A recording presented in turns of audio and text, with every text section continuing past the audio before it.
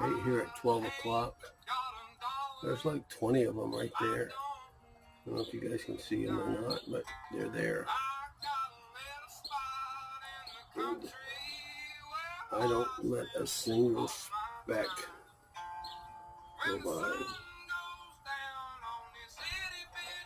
because I'll run my cons when I get home, and then I will rerun them at least twice, whether it's, panning or whatever, sluicing. And then they'll go into a bucket where they'll get ran a last time, like when I have 5 gallons of concentrates. And then I'll separate that by